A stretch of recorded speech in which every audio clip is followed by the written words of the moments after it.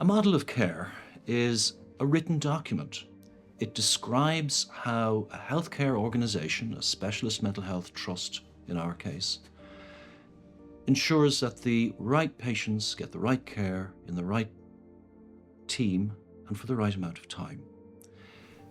It's something you can read in 45 minutes with a cup of coffee. It has 4 main sections or chapters. It describes the goals of the organisation. The overarching goal is to achieve health gains for our patients. It describes pathways and processes whereby someone is referred to us, usually from primary care. Someone is on our caseload for a period of time, and we know that that's the right amount of time. And then how we know when they're ready to move back to primary care or back home or whatever it might be. The third chapter, which is really important, describes how we organise our resources to deliver the right treatments at the right level of intensity and duration to achieve the health gains we want. And the fourth and most important overarching part is that we measure the care we deliver so that we know that we are actually achieving those overarching health gains.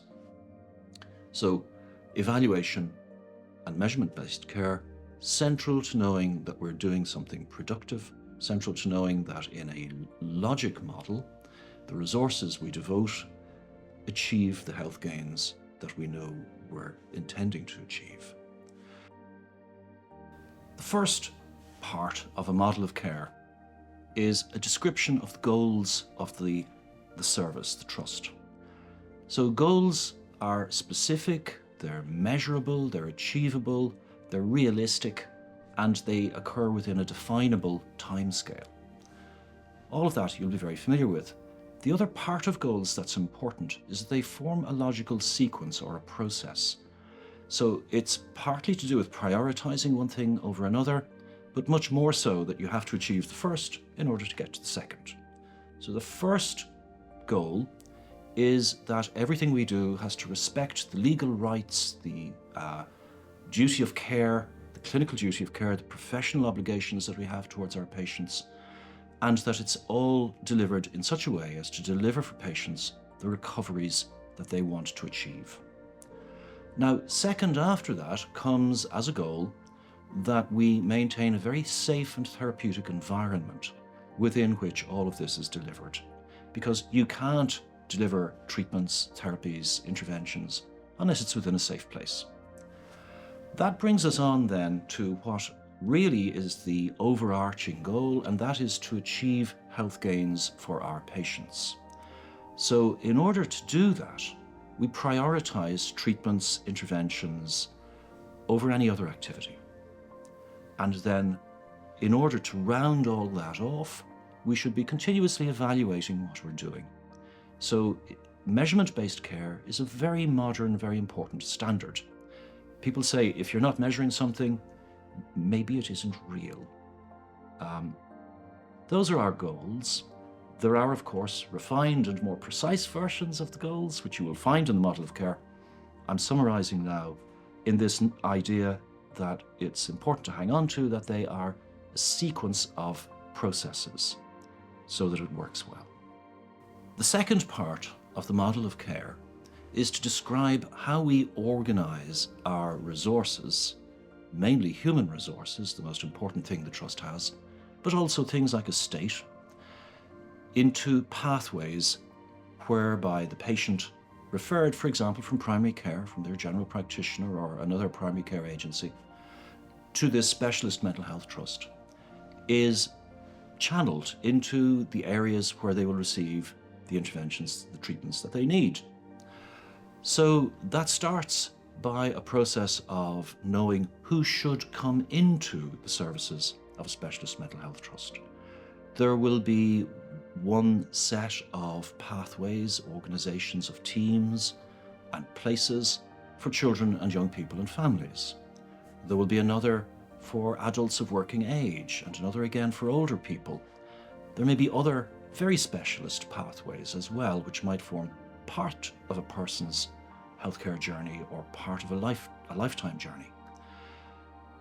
For us and for the patients, knowing how to navigate your way through these is not straightforward. And even for healthcare professionals, for example, knowing how a person might transfer from a service for children and young people to a service for working age adults, that can be quite complicated. And the model of care, amongst its important functions, describes how to make that happen and when it's timely and appropriate to do that, how we communicate with each other, how the patient benefits from that transfer of care.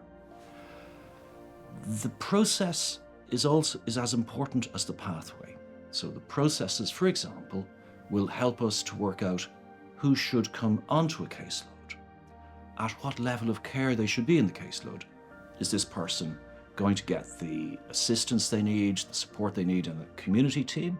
Should they be inpatients for a period of time? And if so, for how long? Long enough, but not too long, which is a very important thing. And when are they ready to move back to the community team, or back to primary care, or just home?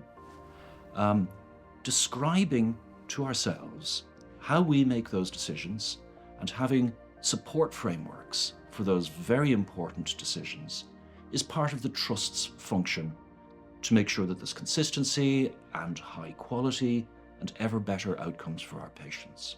So pathways and processes through care.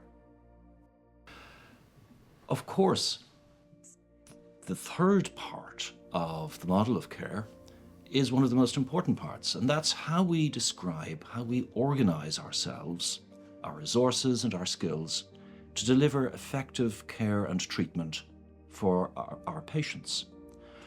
So we often speak of this in terms of a logic model, because those with the greatest needs should have the highest levels of resources, skilled resources and time devoted to their needs, and we should be able to see health gains proportionate to the resources that someone has had. That's because, of course, we're measuring all of this. So the treatments part of a model of care won't be prescriptive. It won't say everybody should have a particular type of treatment and not another type of treatment, but it will help us to organize and allocate resources, our skills, our time, to meet the needs that are appropriate to each person who is on our caseload. And of course, running as a golden thread through all of this in order to achieve recovery is to be measuring those health gains all the way. So treatments based on the logic model, added resources for higher needs, and we expect to see higher health gains in response to that. The fourth chapter of the model of care is evaluation. And this is the one, frankly, that I like the most. So if we're not measuring something, perhaps we're deceiving ourselves. Perhaps we're not doing as well as we think we are. It's very important in a modern healthcare trust, a specialist mental health trust, that we have very high standards of quality. Quality is the floor below which standards must never fall. But excellence is achieving continuously better outcomes, health gains for our patients. And to do that, we need to be constantly measuring the effects of our interventions and treatments and seeing how we can get better and better outcomes all the time. So, if you're not measuring something, perhaps nothing's happening, perhaps we're not doing as well as we think we are. And so at each of those key decision points, who should we take onto the caseload of a specialist mental health team? We need a way of measuring need and knowing that we are the right service for the right person at the right time. When someone is on our caseload, we need to be measuring continuously to know that they are benefiting, they are getting the health gains we intend, the goal for that person in their individual care and treatment, and knowing that they eventually reach the point where they no longer perhaps need this high level of care. When is somebody ready to move out of hospital back into the community? When is somebody ready to move from a community team back to primary care or just to home? All of that depends on us having the right measures to support our decision making. And the trust is there to provide consistent frameworks within which we can do that. So, evaluation, perhaps the most important part of the model of care, because it closes in a loop that golden circle from the goals we started with, how to achieve health gains, and measuring to see, are we in fact achieving health gains, and can we achieve even better health gains as the time goes by? Why would a trust, a specialist mental health trust, want or need or benefit from a model of care? Well, my own experience is that over 10 years ago, myself and my colleagues in a senior management team in a specialist service, a forensic psychiatry service, were asked to start designing a completely new hospital, purpose-built, highly specialized building from the ground up. And the architect said, well, as architects do, they'll say, well, I need a brief from you. What's it for? So we knew that we were asking for 130 beds, or perhaps 170 beds, but his question was, yes, but how many admissions a year? How many discharges? And how long will they spend in the hospital? And what will you do in the hospital? So at this point, the architect was saying, well, don't worry about that. I'll write it up for you. And at this point, myself and the director of nursing, as it happened, were looking at each other saying, well, we know what we do and we know what we want. And of course, as two smart fellas, we looked at the architect and said, no, don't trouble yourself, we'll write one. So this is where actually most people start with a model of care. You already have in your head your own custom and practice. If you search on the internet, you will find formats for what a model of care should be.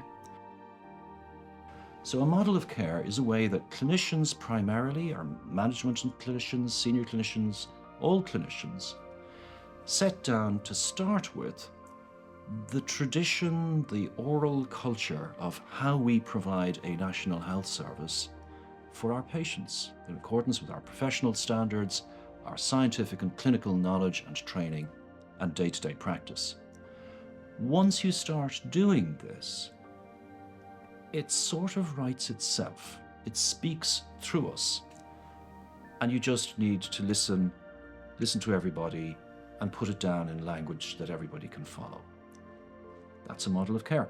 We ended up with 13,000 words. It's not a very long piece of paper. You can read it, as I've said, in 45 minutes over a cup of coffee and get it.